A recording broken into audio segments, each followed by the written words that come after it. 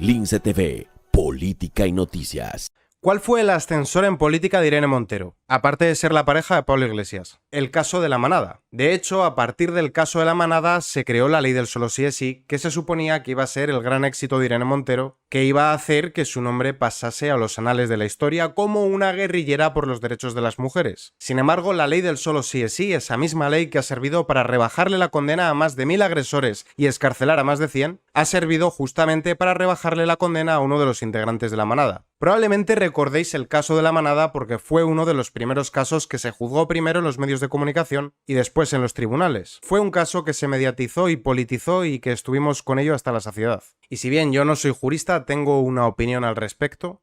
Y creo que no son culpables o que al menos no son culpables de aquello que se les imputó. De hecho, vamos a retrotraernos hasta aquel año para ver toda la información y después ver la noticia de que le han rebajado la condena a uno de los agresores según la sentencia. Más la reacción política. Pero primero, que yo tenga una opinión no quiere decir que yo acuse a los jueces de prevaricar. Quien sí ha cometido un delito de calumnias contra los jueces ha sido Pablo Echenique, que ha dicho lo siguiente. En televisión dicen que la rebaja de pena al violador de la manada es por la aplicación de la ley solo sí es sí. Mentira. Si fuese automático no habría un voto particular de un magistrado en contra. La rebaja es por decisión de 2 rubiales con toga. La televisión pública no debería mentir. Y es que esta fue la constante en origen, pero también ahora. Acusar a los jueces de ser machistas, misóginos y de prevaricar. Lo que yo sí que digo es que los jueces recibieron presiones muy fuertes, y que eso condicionó la sentencia. Y no lo digo por decir, lo digo por noticias como esta. El Consejo General del Poder Judicial abre expediente al juez que vio jolgorio en la violación de la manada. Pero no solo eso. Manifestaciones contra la sentencia del caso La Manada en imágenes. Varias ciudades de España acogen movilizaciones tras conocerse la confirmación de la sentencia por parte del Tribunal Superior de Navarra a 9 años de cárcel por abusos sexuales para los 5 acusados. Y es que los jueces fueron expuestos con nombre y apellidos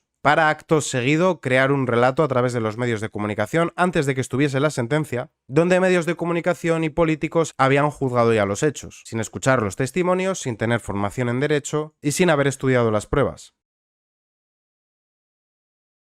La magistrada es incoherente, la ha llamado cobarde, incoherente y al tribunal veleta. Todas estas presiones tuvieron bastante que ver con que se les condenase a 9 años, que se elevaron a 15 tras la revisión del Tribunal Supremo, 5 años más que en un homicidio.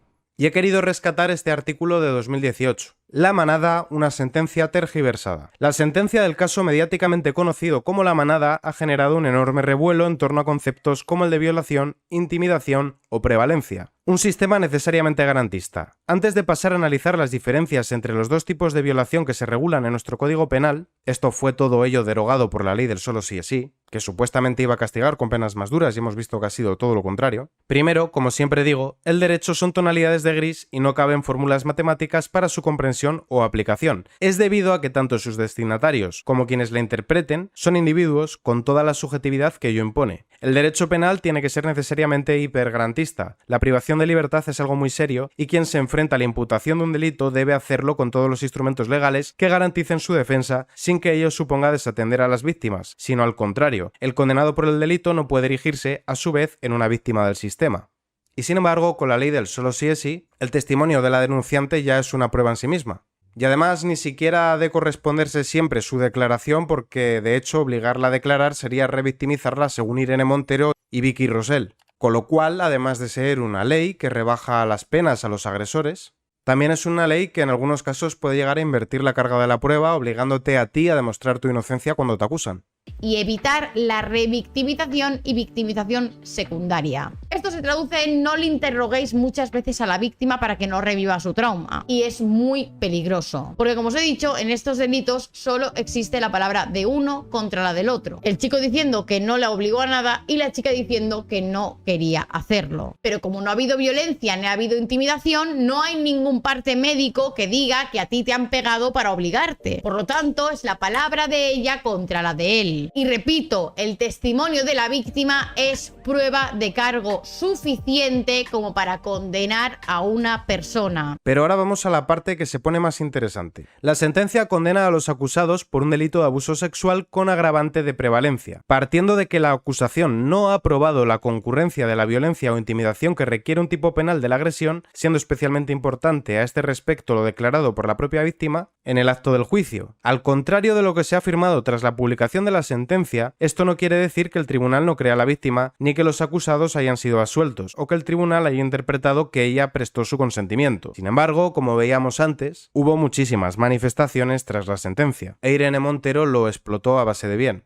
Los hechos probados. ¿Por qué la sentencia condena por abuso sexual en su forma agravada y no por agresión sexual? Nos encontramos ante uno de esos casos que está en esa delgada línea que separa ambos delitos, y que no cabe más que resolver con arreglo a los dos principios inspiradores del derecho penal, la presunción de inocencia y el indubio pro reo. La propia víctima afirmó que no se sintió intimidada con carácter previo al acto, ni siquiera cuando la meten en el portal. ¿Veis por qué este caso tiene más enjundia de lo que parece? E insisto, yo no soy jurista, pero quien ha redactado este artículo, Lupe Sánchez, sí lo es. Y ahora volvemos al 2023. Ya es oficial, Irene Montero es la política más nefasta e incompetente de la historia, nos dice el youtuber David Santos. Querían derogar la ley de la manada de Pamplona y acaban ayudando a la manada de Pamplona a reducir sus penas. Irene no dimitirá, no le ha dado un pico a nadie. No lo hará como tampoco lo ha hecho después de excarcelar a más de 100 agresores, uno de los cuales ya intentó reincidir en 2 hermanas. Aquí lo que decía Irene.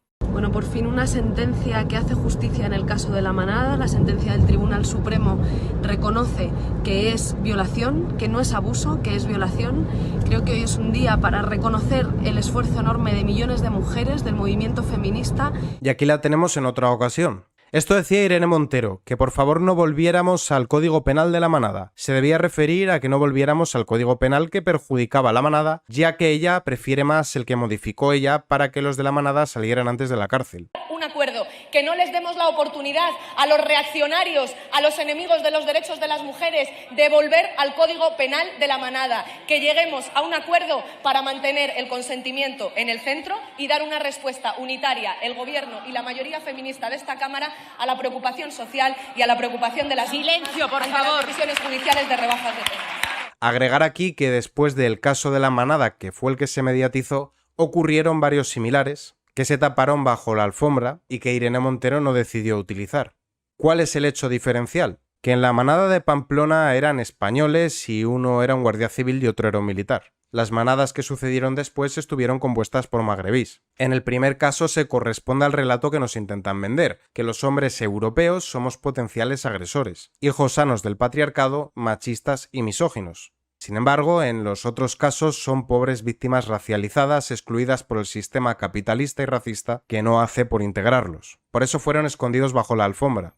Y ahora sí, un miembro de la manada se beneficia del solo sí es sí y logra una rebaja de condena, pero antes de continuar recordad que la ley del solo sí es sí no fue cosa únicamente de Irene Montero. Contó con los votos a favor del PSOE, Ciudadanos, el Bloque Independentista y 4 diputados del Partido Popular. De hecho, aunque ahora renieguen de ella y después la hayan enmendado, hay declaraciones de numerosos políticos del PSOE sacando pecho de esta ley. El Tribunal Superior de Justicia de Navarra ha rebajado en un año, de 15 a 14 años, la pena de prisión impuesta por el Tribunal Supremo a uno de los 5 condenados por la violación grupal de los Sanfermines de 2016 en aplicación de la Ley Orgánica 10/2022 de Garantía Integral de la Libertad Sexual. La Sala de lo Civil y Penal del Tribunal Superior de Justicia sostiene que la condena debe reducirse, puesto que el propio Tribunal Supremo señaló en su sentencia que imponía una condena de 15 años próxima o cercana al mínimo legal, unos mínimos que la citada ley rebajó. ¿Qué citada ley? La del solo sí es sí de Irene Montero. Y nos despedimos con lo siguiente. Agustín Martínez, el abogado de la manada, ha dado las gracias este martes a Irene Montero por haber logrado, con la ley del solo sí es sí, rebajar la pena a uno de los condenados. Como digo, este caso es muy complejo, con muchas aristas, se politizó, se mediatizó, se presionó a los jueces,